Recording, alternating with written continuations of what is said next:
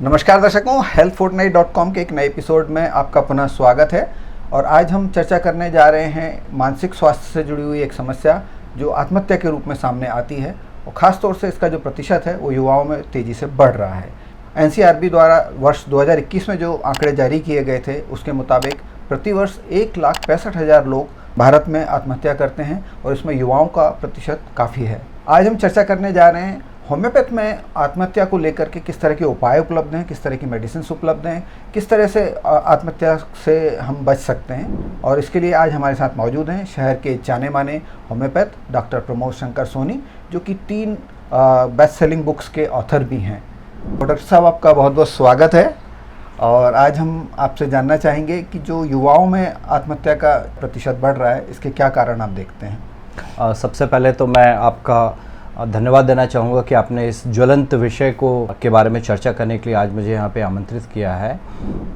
निश्चित रूप से हम हर वर्ष देखते हैं कि जैसे ही बोर्ड के रिज़ल्ट घोषित होते हैं या 12th के रिज़ल्ट्स आते हैं या नीट के रिज़ल्ट आते हैं, जेई के रिज़ल्ट आते हैं, लोगों में जो छात्र सफल नहीं हो पाते उनमें असफलता को देखते हुए आत्महत्या की जो प्रवृत्ति है वो बहुत तेज़ी से उछाल मारती है।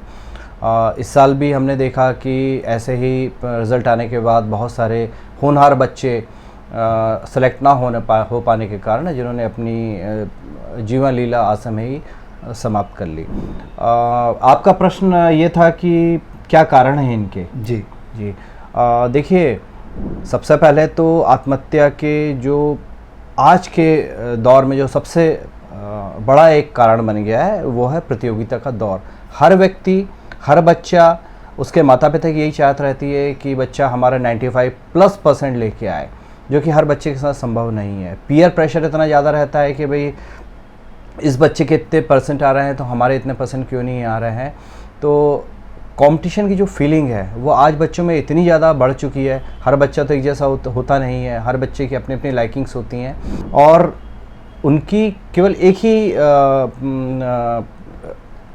विश रहती है कि भाई किसी भी प्रकार से हम मेडिकल या इंजीनियरिंग में अच्छे कॉलेज में दाखिला ले लें। जिनका सिलेक्शन नहीं हो पाता है वो हताश हो जाते हैं और हताश होके अपनी जीवन लीला समाप्त कर देते हैं। तो अगर हम एक सम करें इन सारी चीज़ों का तो हम देखेंगे कि बढ़ती हुई प्रतियोगिता और माता पिता की जो आकांक्षाएं जो रहती है अपने बच्चों से, वो इतनी हद तक बढ़ चुकी हैं कि आत्महत्या के रूप में ये आजकल हम बच्चों में देखने को मिल रही है। जी, धन्यवाद। इसके बाद हम जानना चाहेंगे डॉक्टर साहब कि कई बार ये देखा जाता है कि फैमिली हिस्ट्री भी होती है या आनुवंशिकी, जिसको हम कह लेते हैं कि बच्चों के परिवार में कई बार ऐसा होता है कि पीछे कभी माता पिता ने या परिवार के किसी अन्य सदस्य ने आत्महत्या की हुई होती है, तो बच्चों में वो टेंडेंसी देखी जाती है। पता नहीं, शायद उनको मेंटल शॉक लगता है या जो भी वजह आप देखते हैं। तो क्या आनुवंशिक कारणों को या गैर आनुवंशिक कारण जो दूसरे रीज़न भी हो सकते हैं, उनको लेकर के होम्योपैथ में किसी तरह के ट्रीटमेंट्स या उपचार उपलब्ध हैं? जी हाँ, देखिए, जिस प्रकार से माता पिता की जीन्स हम कैरी करते हैं उसी तरीके के आत्महत्या करने की प्रवृत्ति या अवसाद की प्रवृत्ति जो माता पिता में रहती है वही हमारे बच्चे भी कैरी करते हैं। तो ज़रूरी नहीं है कि जिनके माता पिता ने सुसाइड किया हो और उनके बच्चे भी सुसाइड करें, लेकिन निश्चित रूप से इस बात की आशंका बहुत बलवती रहती है कि उनके बच्चे भी आगे जाके सुसाइड कर लें, खासकर जब वो ऐसे वातावरण में पले हो जहाँ पे कि उनके आजू बाजू कलह का वातावरण निर्मित हो, माता पिता आपस में बहुत लड़ाई करते रहे हों, बहुत ज़्यादा गरीबी हो, जो संसाधन के वो चाह रखते हैं वो चाह उनकी पूरी नहीं हो पा रही है। तो इस माहौल में बच्चे कहीं ना कहीं आत्महत्या की तरफ उन्मुख हो ही जाते हैं।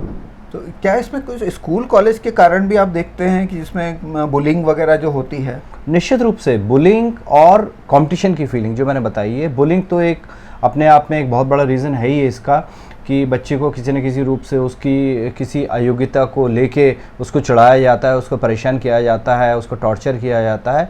तो लेकिन बुलिंग में उतना ज़्यादा व्यक्ति, क्योंकि बुलिंग तो स्कूलों में बहुत आम है, वो होती ही होती है, लेकिन हाँ, कुछ बहुत ज़्यादा सेंसिटिव बच्चे ऐसे होते हैं जो बुलिंग को सह नहीं पाते और ऐसे कदम ले लेते हैं।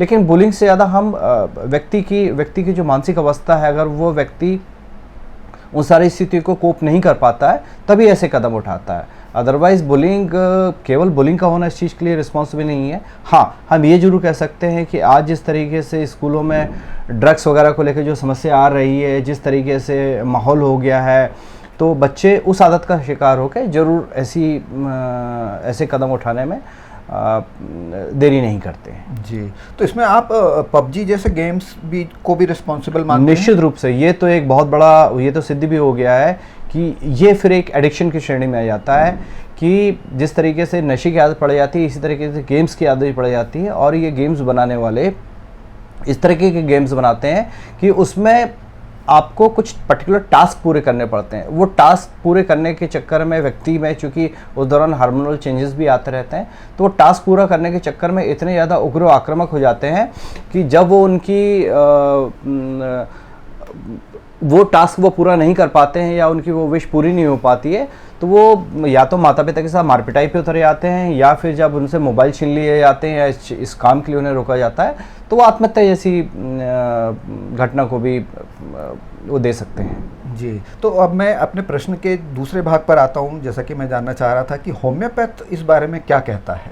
देखिए, होम्योपैथी वैसे तो एक सिम्टोमेटिक ट्रीटमेंट है जिसमें कि व्यक्ति की पूरी तरीके से मानसिक और शारीरिक अवस्था को ध्यान में रखते हुए दवाइयाँ प्रिस्क्राइब की जाती हैं। पर कुछ दवाइयाँ ऐसी हैं जो कि एक हम लक्षणों के अनुसार दे सकते हैं, जैसे कि कुछ दवाइयों के नाम मैं आपको यहाँ बता देता हूँ, लेकिन कृपया उनको बिना किसी चिकित्सक के पूछे आप ना लें। कुछ मेडिसिन जो आत्महत्या की प्रवृत्ति रोकने में बहुत ज़्यादा सहायता करती है, उनमें नंबर 1 है ऑरामेट। ऑरामेट जो कि सोने से बनी हुई एक धातु से इसका निर्माण किया जाता है। और ऐसे प्रवृत्ति के बच्चे जिनकी फैमिली, जिनके ट्रेडिशन, जिनकी हिस्ट्री आत्महत्या की रही है और वो बार बार आत्महत्या के लिए अग्रसर रहते हैं, उसमें ऑरामेट एक बहुत अच्छी मेडिसिन के रूप में पाई गई है। इसी तरीके से इग्नेशिया, कुछ ऐसे बच्चे जो कि किसी प्रेम प्रसंग में पड़ जाते हैं और प्रेम प्रसंग में पढ़ने के बाद उनको उनका प्रेमी धोखा दे देता है या माता पिता की डेथ हो जाती है, तो उनकी याद में जो उनको तड़पन रहती है, उस स्थिति से अगर कोई व्यक्ति डिप्रेशन की ग्रसित होता है तो उसके लिए इग्नेशिया बहुत अच्छी दवा है। इसी तरीके से नेट्रम्यूर है, कालीफॉस है, और भी बहुत सारी दवाइयाँ हैं जो कि लक्षणिक चिकित्सा के रूप में दी जाती है और निश्चित रूप से ये बहुत मददगार साबित भी होती है। जी जी जी, तो जैसा कि आपने बताया कि किसी भी व्यक्ति में, खासतौर से बच्चों में, या तो ब्रेकअप की वजह से या घर की परिस्थितियों की वजह से या किसी की डेथ की वजह से जो ये सिम्टम्स आ जाते हैं कि वो डिप्रेशन में चले जाते हैं और उसको कहीं ना कहीं कभी जा करके वो आत्महत्या में भी कन्वर्ट हो जाती हैं ऐसी घटनाएं। तो आप क्या सजेस्ट करेंगे अगर कोई व्यक्ति निराशा में चला गया है या डिप्रेशन में चला गया है, तो उसके जो अभिभावक हैं या फैमिली मेम्बर्स हैं उनको क्या करना चाहिए जिससे कि उनको ना केवल, मतलब मेडिसिन तो एक पार्ट हो गया कि मेडिसिन हेल्प कर सकती है, लेकिन साइकोलॉजिकल इश्यूज़ को किस तरह से घर में टैकल किया जा सकता है? ये आपने बहुत अच्छा प्रश्न पूछा है, क्योंकि एक कहावत है ना कि चैरिटी बिगिंस फ्रॉम होम। इसी प्रकार से किसी भी बच्चे का जो व्यक्तित्व निर्माण होता है वो उसके परिवार के वातावरण से ही निर्माण होता है। तो सबसे पहले माता पिता को अपने बच्चों को अपने कॉन्फिडेंस में रखना चाहिए, उनके ऊपर अनावश्यक दबाव ना बनाया जाए, उनके ऊपर बहुत अच्छा करने का प्रेशर ना माउंट किया जाए। अधिकतर माता पिता अपने बच्चे से चाहते हैं कि भाई वो 95+ % ही उनको 10th या 12th में लेके आने हैं, इसके लिए वो चाहे कुछ भी हो जाए, हर तरीके की उनको हर तरीके से उनको वो पुश करने की कोशिश करते हैं। हर बच्चे की काबिलियत उतने अधिक मार्क्स लाने की नहीं होती है। तो अगर आपका बच्चा प्रथम श्रेणी में आ रहा है, अच्छे नंबर लेके आ रहा है और दूसरी चीज़ों में वो अच्छा प्रदर्शन कर रहा है, तो उसको उस क्षेत्र में बढ़ाने का प्रयास किया जाना चाहिए।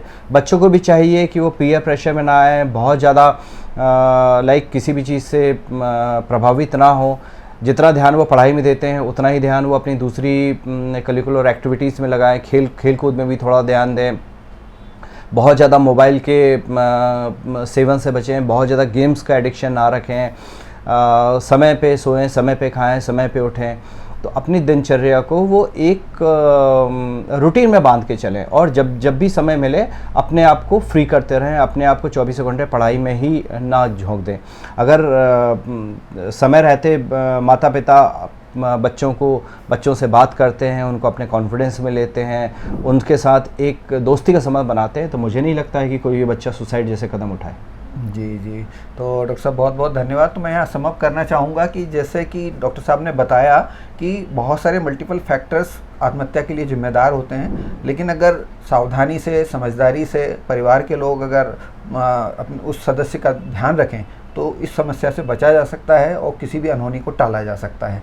अगर आपके कोई ऐसे प्रश्न हैं जिनके बारे में आप डॉक्टर साहब से जानकारी लेना चाहते हैं तो आप हमारे कमेंट बॉक्स में लिख के भेज सकते हैं। अगली मुलाकात जब हम डॉक्टर साहब से करेंगे तो निश्चित रूप से आपके प्रश्नों के जवाब लेने की पूरी कोशिश करेंगे। आज का एपिसोड यहीं समाप्त करते हैं। बहुत बहुत धन्यवाद हमारे चैनल में आने के लिए और जल्दी आपसे पुनः मुलाकात होगी। Thank you. नमस्कार। नमस्कार।